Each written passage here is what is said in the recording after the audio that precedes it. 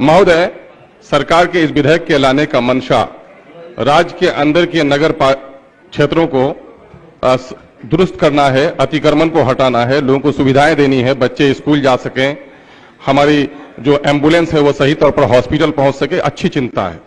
और इसी के लिए उन्होंने कार्यपालक पदाधिकारी को ये अधिकार देने की बात कही है कि 24 घंटे के अंदर में उसे वो हटा देंगे और जो लोग अस्थायी तौर पर अतिक्रमण किए हुए हैं उनको 15 दिन के नोटिस पर हटाएंगे और नोटिस पर अगर वो नहीं हटते हैं तो उनको हटाने के लिए जो व्यय होगा उनसे वसूला जाएगा, और अगर उनसे वसूला न जाए तो होल्डिंग के रूप में वसूला जाएगा। पहला सवाल तो यह है कि वसूला क्यों नहीं जाएगा? जब आप कह रहे हैं कि उनको हटाने को, अतिक्रमण हटाने में जो खर्च आएगा वो जो खर्च आएगा वसूला जाएगा, तो जब वसूला नहीं जाएगा तो फिर होल्डिंग के रूप में कैसे वसूल करेंगे? एक सवाल ये पैदा होता है। दूसरा मामला ये होता है कि वो लोग बसे हुए कौन लोग हैं?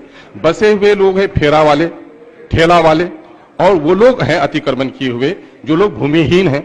तो मैं ये समझता हूं कि एक जमाना था कि माननीय मुख्यमंत्री लालू जी ने कम से कम ठेला चालकों के लिए, इस तरह के फेरी वालों के लिए रैन बसेरा बनाया था ताकि उनको सहारा मिले। अगर सरकार ऐसे लोगों को हटाकर सुंदर बनाना चाहती है और समय है तो कम से कम उन फेरी वालों के लिए वेडिंग जो स्कीम है पिछले 15 सालों से पेंडिंग में है कि कम से कम उनका एक अस्थायी उपाय होना चाहिए, ठेला चालकों के लिए यह उपाय होना चाहिए।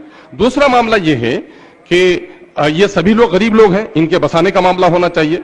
आपने ये किया कि 15 महीने जो सालों तक जो हैं अस्थायी तौर पर किए हुए हैं उनको आप हटाएंगे, लेकिन मैं ये समझता हूं कि हटाने की जिम्मेदारी तो आप तय कर रहे हैं, लेकिन बसाया किसने, बसा किसके जमाने में, यह भी तय होना चाहिए।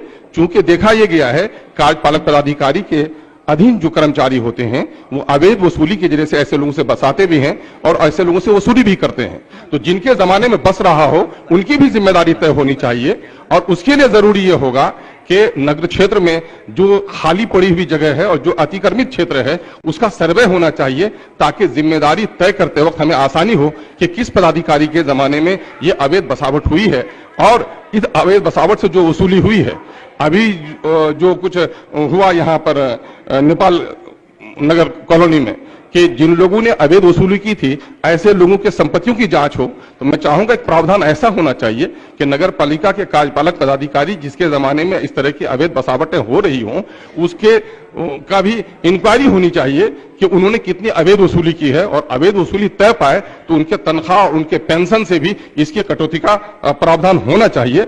लेकिन जहां तक हटाने का सवाल है, मैं कहूंगा कि कम से कम तमाम तर शहरों में अभी आपने पार्किंग की व्यवस्था नहीं की है, पार्किंग की व्यवस्था होनी चाहिए। शहर के बारे में गंभीर है सरकार, तो मैं बधाई देता हूं, लेकिन साथ ही गंभीरता का एक पहलू यह भी है कि जो लोग ठेला वाले हैं और ठेला वाले हैं, जो लोग भूमिहीन हैं, ऐसे लोगों के बसाने का लिए भी शहर के बगल के क्षेत्र में कोई प्रावधान होना चाहिए। इस मामले में इसका प्रावधान इस नियम में हो तो मैं समझता हूं कि गरीब ठेला चालकों और मजदूरों के लिए भला होगा, नगर क्षेत्रों को सुधारा जाए। मैं चाहता हूं ये जरूरी है। अभी माननीय सदस्य हमारे बड़े भाईजान ने जिक्र किया कि जो लोग हैं गरीब तबके के हैं, ठेला वाले हैं, सब लोग जानते हैं कि जो back bencher of the society है, जो मजदूरी करता है, लेबर क्लास है, सफाई कर्मी हो या दूसरे जगह से आते हैं लोग, रहते हैं, अतिक्रमण करते हैं। और हम लोग भी जब विपक्ष में थे तो हम लोगों की चिंता होती थी कि भाई इन लोगों को कम से कम नोटिस वगैरह मिले, इन लोगों को पहले कहीं व्यवस्था इनकी कर दी जाए ताकि जो है हम लोग सब लोग जो है अतिक्रमण को हटाने में सहयोग मिलेगा। वो लोग भी अपने लोग हैं, गरीब लोग हैं। और ठीक ही कहा, पहले भी हम जो हमारे राष्ट्रीय अध्यक्ष जब लालू जी मुख्यमंत्री बने तो पहले भी उन्होंने इसकी व्यवस्था जो है कराई गई। कई जगह पटना जैसे शहरों में भी इसकी व्यवस्था कराई गई, पक्का मकान वगैरह बना करके उनको कई जगहों पर जो है वो दिया गया है। कई ऐसे इलाके हैं, खास तौर पर जो दलित समाज के लोग जो आते हैं, महादलित समाज के लोग आते हैं। अभी महोदय ये तो अतिक्रमण हटाने की बात है, आज सदन में भी कई बार जो है रोड पर ठेला वालों को ऐसे मान्य सदस्यों ने सवाल पूछा है कि लोगों को व्यवस्था में दिक्कत होती है, दिक्कत का सामना करना पड़ता है, तो अतिक्रमण हटाने के लिए लोग क्या कर रहे हैं?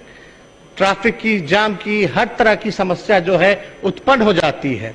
तो माननीय सदस्यों का भी जिक्र सही है लेकिन हम इनको बताना चाहेंगे, आश्वस्त करना चाहेंगे कि जब हम पहली बार नगर विकास मंत्री की जिम्मेदारी मिली गई तो सबसे पहले अगर हमने समीक्षा की होगी तो उन गरीबों की और सर्वे भी कराया गया है। लगभग पटना में 48,000 ऐसे जो गरीब हैं, जो झुग्गी झोपड़ी में, टेंट में, पूल के नीचे, आप चले जाइएगा उधर महोदय, जो अभी जो पथ बना है वो दीघा जब जाते हैं तो नहर के किनारे आप देखिए इतना स्लम एरिया है।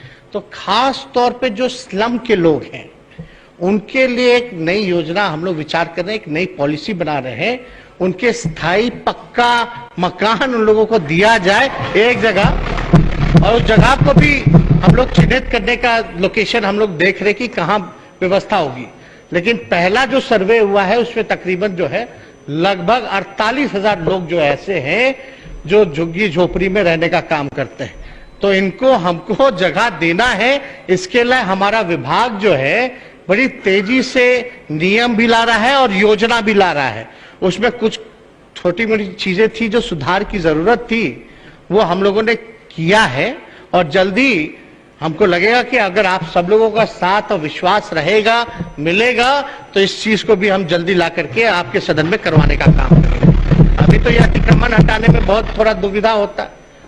अब तो इसमें कम से कम जो स्थायी है, जो थोड़ा पक्का उक्का बना लिया पार्क वार्क के किनारे या रोड पर, तो कम से कम इनको 15 दिन का तो नोटिस दिया जाएगा। ये नहीं कि तुरंत जाके डंडा मारेगा, कम से कम 15 दिन का नोटिस मिलेगा, उसमें जवाब देगा। अगर असंतोष पाया गया तो कार्रवाई की जाएगी।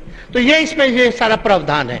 तो हमको लगता है कि अतिक्रमण मुक्त भी किया जाएगा और जो बेघर हैं उनको बसाने के लिए सरकार गंभीर है। माननीय नीतीश कुमार जी के नेतृत्व में हम लोग सब लोग इस काम को पूरा करेंगे। हम चाहेंगे कि इसको सब लोग को सहमति से पास किया जाए।